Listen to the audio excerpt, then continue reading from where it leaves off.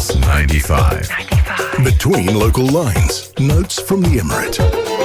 Pulse. If you're into something, you're into books. A new global campaign has been launched by the Sharjah Book Authority, and it's all about literature. It's all about the love of reading. Yes, it is, definitely.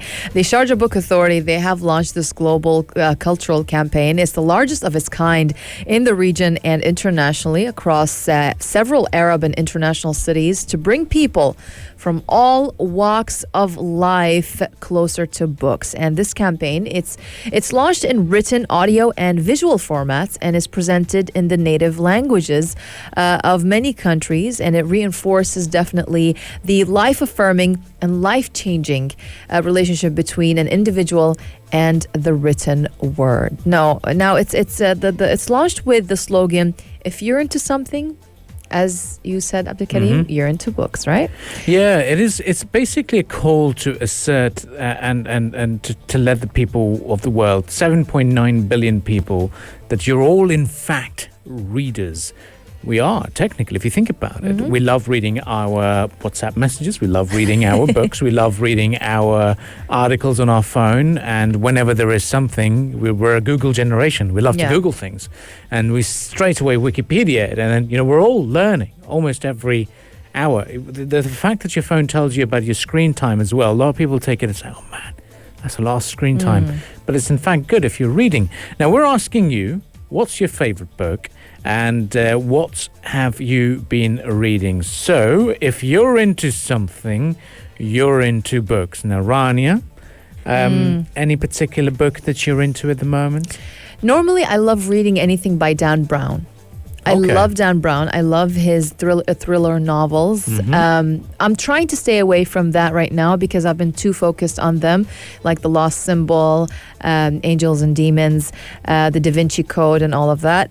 I love his books for sure. I love his work. I love that kind of work. But now I'm trying to focus more on self-development through books. So I just started reading Atomic Habits. Atomic Habits, it's a very good book, actually. It will really help you reach your goals with simple steps. So basically it tells you that you can reach your goals. You can see remarkable results, but with small steps, tiny steps. Wake up 5 minutes early a day. You know what I mean? Like, make a shorter phone call. Like, do little things, do little steps into achieving more later on. It's not about the big steps. It's about the small steps in your daily life that will get you through, and it will get you to reach your goals faster and quicker and more efficiently. Oh, okay. That is the point of it. So it's an easy and proven way to build good habits and break bad habits. It's all about quotes. We all live by quotes, don't we? And we get quotes almost every day. This is for all of our listeners and viewers. This is one of the cups that we get a little coffee now. Our Sharjah Broadcasting Authority. It says, what makes you different makes you beautiful. Mine says, as far as your dream goes, the earth will get bigger. MashaAllah. There you go. There we go. It's all about those quotes, all about reading. For my good Pulse good reads, I'm very into the world of non-fiction, or something a bit more close to reality, or even inspired by reality. Let it be fiction. So, Beekeeper of Aleppo. That's one thing that is on my list of reading. I was a big fan of the novel Kite Runner. So if you're into the developments in Afghanistan at the moment, it's a very, very good book to understand and read. So a bit more on the campaign. This is marking a new milestone in taking Sharjah's cultural vision to the world, aimed at facilitating access to books for every individual. SBA, the Book Authority, Sharjah Book Authority, is offering discounts of up to 50% on books through its collaboration with major e-commerce stores. So that's an interesting incredible thing. His Excellency Ahmed bin Rakab Al-Amri, the chairman of the Sharjah Book Authority, he did say that we want more diversity and book quantities and more readers reading in all fields for sure. And every individual who finds a book that suits their interests can take a firm step into the world of knowledge and learning, and that quickly turns into a lifestyle. So within the pages of a book, there is an awakening to be found, and it can make life beautiful and meaningful for every single reader. So he said that I believe that at that moment, the world turns magical. So no one is born with a book in their hands. However, people with varied interests, they become lifelong readers when they find that one book that means something to them. So this sums up that message of that campaign, that for every passion or hobby or interest or anything in life, there's a book. A book for everything, indeed. A book for everything and for everyone. If you are a gamer, a musician, an athlete, biker, fashion enthusiast, there's a book for that. Of course. Well, let's leave it at that. Do let us know on the text lines 4215. Lots of people have been coming back with their responses, and a lot of people have been writing Gary Vaynerchuk. They love reading Gary Vaynerchuk, which is really good. And he's been here in Sharjah before, of course, delivering a talk during the Entrepreneurship Festival as well. Stay with us on the Morning Majlis. We will take a bit of a breather.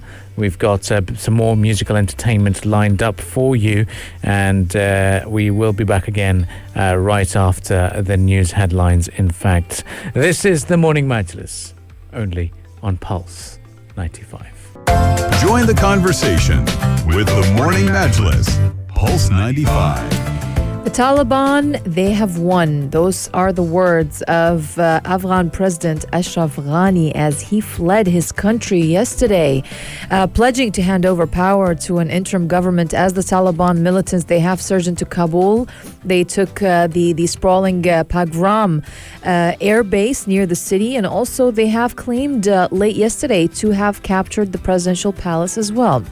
Now, the Afghan president, Ghani, he said that he had left to prevent a flood of bloodshed as the Taliban reached Kabul after an astonishing rout of government forces. And he did say in a statement posted on Facebook that the Taliban, they have won with the judgment of their swords and guns and are now responsible for the honor, property, and self-preservation of their countrymen. Now, his departure, of course, it came as the Taliban's advance left thousands of Western diplomats, allied Afghans, journalists, aid workers, and others who had the means to flee, scrambling to find flight tickets at Kabul's Hamid Karzai International Airport. Now, as of late, there has been a suspension of commercial flights for when it comes to the airport. Senior U.S. military officials said that Kabul's international airport has been closed to commercial flights as the military evacuations continue, and the suspension of commercial flights cuts off one of the last avenues to escape the country for Afghans fearful of Taliban rule. Also, officials did speak on condition of anonymity to discuss ongoing operations as well. And of course, again, this is to highlight again that the Taliban captured most of the country in a matter of days and swept into the capital yesterday.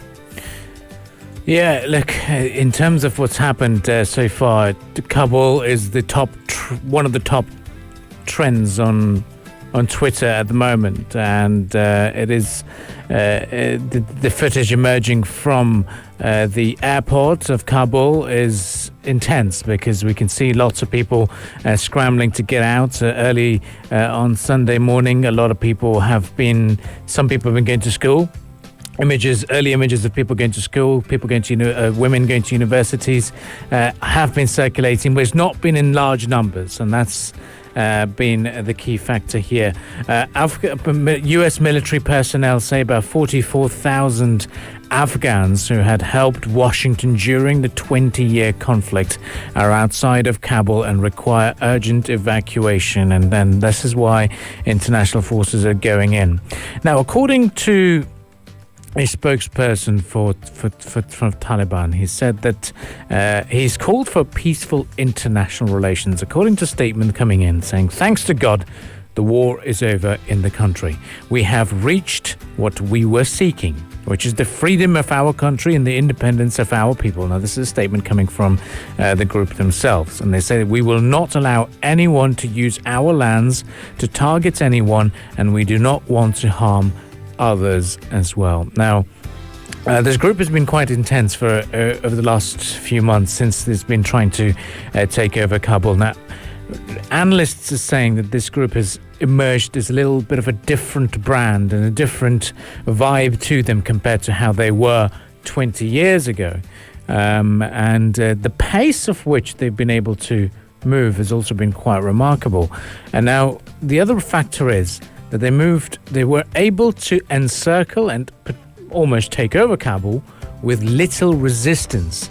And this is where the big question marks arise in terms of what was wrong with the government forces. Why were they not able to resist such a pressure from the insurgents themselves?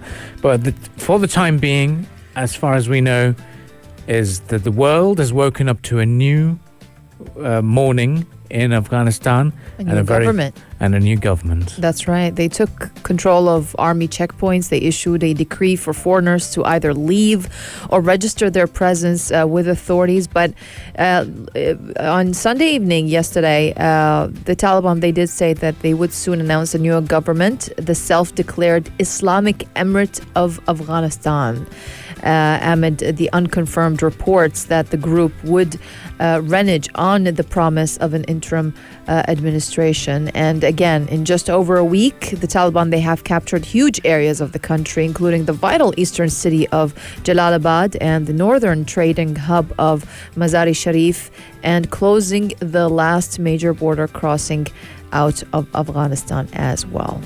Yep, and that's been the situation at the moment as well, in terms of what's happening on the ground. Lots of people recounting the horrors they had faced during the first Taliban rule, and there's been a bit of a backlash against Joe Biden's administration, saying the promise to get out, was it the good decision? And Joe Biden himself has defended that decision, saying that they had to get out eventually. We will keep a close eye on this at the moment. What we do know is crowds have been filling Kabul airport to escape the Taliban advance, and we are looking at chaotic scenes, according to Twitter feeds, about people rushing towards the airport to catch their flights. Even the Australian embassy, in fact, tweeted and to let their personnel know that only approach the airport when the government tells you to do, because of the situation in Afghanistan. Now, from one headline to another big headline is the situation in Haiti. We'll have to keep a close eye on this as well.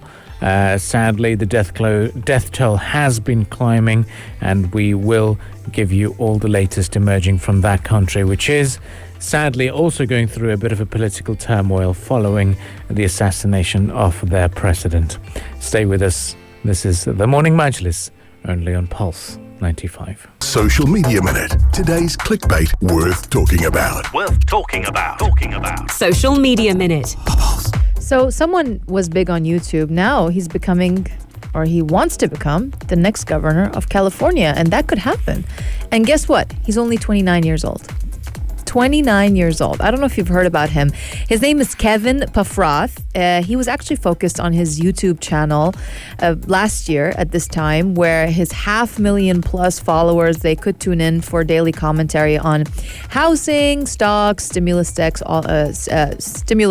and all of that. And that earned him nearly $10 million over the last 12 months alone. This is incredible. He's got 1.6 million subscribers. Now he does. Oof. Yeah. So now, of course, he's 29 years old again. He's 29 years old only. He's a former real estate broker. He is now following in the footsteps of Governor Gavin Newsom around his he's following him as well around his home state. And it's the best way he can think of to draw attention to his unlikely effort to replace Newsom in the upcoming recall election on September 14th. So let's look more into his life. Now, he's a registered Democrat and self-declared centrist who voted for Joe Biden for the 2020 presidential election. He's highly critical of Newsom and says that he's been a failed leader. He's equally concerned that the Democratic Party has no emergency plan. So should more than half of California voters support the recall on their ballots, the next governor would be whichever of the 46 successor candidates gets the most votes, making it much easier for an outsider to win. So Paffrath, he's actually one of the 9 candidates listed as a Democrat, but party leaders are urging a no vote to the recall effort and saying voters they should skip the second question asking who should be governor if the recall succeeds. So he said in an interview on Friday, he said that it was mind-blowing to us that they didn't put at least somebody in so that way, worst case, they had a Hail Mary, basically. Wow. Yeah. The thing is, he's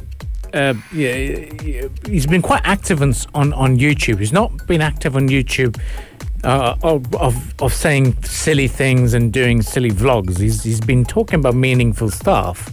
I'm just trying to listen into one of his latest videos which he published, and it says meet Kevin, his full plan of governor of California, and this is what he had to say.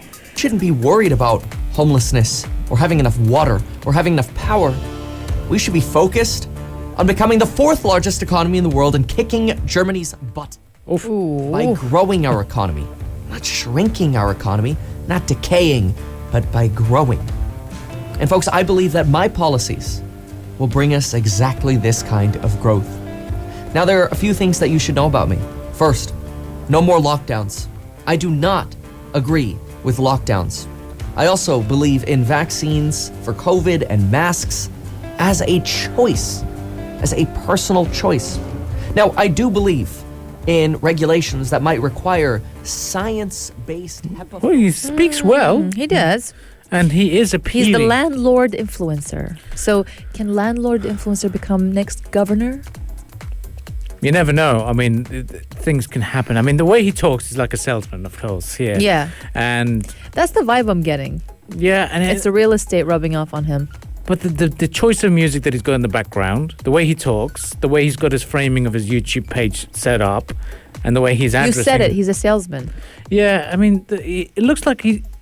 Look, I think the world is changing because this Generation Z, as people talk about, you know, they don't go through Financial Times and New York Times. They don't read analysis.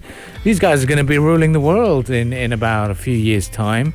They watch stuff like this. So, AK, I have to tell you something. It's sad news for me and you. He's younger than us, and he's a millionaire. And he's running for governor of California. How does that make you feel? I've got nothing to say. just nothing to say, really. Well done, Kevin. You know. Yeah. For him to reach this far, I mean, come on. We were growing up and we had one Kevin McAllister that we were very envious of for flying across the world and flying across America and fighting off robbers. Home Alone. Now we have another Kevin. Now we have another Kevin. Oh, well. Well, stay with us in the morning Majlis. We'll continue the discussions here in the program. Musical entertainment up next, followed by a traffic update. And then we conclude the show talking about all things theatre here on the morning Majlis. Pulse 95. Between local lines. Notes from the Emirate. The Arab Theatre Institute has collaborated with the Ministry of Education and the Emirates Schools establishment to complete the development of theatre curriculum in UAE schools starting from first grade until 12th grade. So this development process focuses on enriching the curriculum with Emirati and also Arab theatrical content. How so? Well, they're planning on including texts, works, biographies as well of Emirati and Arab works, as well as the international innovators, and using technology and artificial intelligence as well. So this basically will link the cultural and civilizational heritage with the modern developments that we are witnessing right now. So it is carried out by the Arab Theatre Institute. It's a practical workshop, or more than one, many workshops. It comes under the guidance and patronage of His Highness Sheikh Dr. Sultan bin Mohammed Al Qasimi, Supreme Council member and the ruler of Sharjah, and the president of the Arab Theatre Institute as well. And His Highness provided all the necessary support to launch this project here in the Arab world. Yep, and according to Ismail Abdullah, the Secretary General of the ATI, the institute is now working on the first remote training program as part of the strategic program in theatre curriculum development, which led many Arab countries to work on including the theatre curriculum in their schools. And I think it's a very good idea, because this is going to lead to many people appreciating the wonderful talent we've had in Arab cinema, even in Emirati cinema as well. And there's a lot of wonderful works by His Highness Dr. Sheikh Sultan bin Mohammed Al Qasimi, member of the Supreme Council and ruler of Sharjah. One of his plays, Nimrod, is what I had a pleasure of watching, and I watched it in Gorky Theatre in Moscow itself. So wonderful to see that such performance arts are being supported. What's going to be supported from the morning Majlis is going to be the musical entertainment that is on offer on Pulse 95. We shall be heading off now. We'll be back again tomorrow morning, bright and early, to the Hump Day, the 17th of August. And if you would like to catch up with most of our discussions, where can people do that? Yeah, they can do that on Apple Podcasts, Spotify, and SoundCloud. And if you want to catch the visual experience, go head on to YouTube, our YouTube channel, Pulse 95 Radio YouTube channel, and search for The Morning Majlis. Don't forget to subscribe, share, and like. We'll be back again tomorrow morning, guys, and thank you for tuning in. If you've got any thoughts and messages about the program today, do text us on 4215. For now, we'll be bidding you goodbye and see you tomorrow. If you liked this episode of The Morning Majlis, drop a like and subscribe. 95. Be sure to follow us on Instagram for all our daily updates and top stories. Pulse.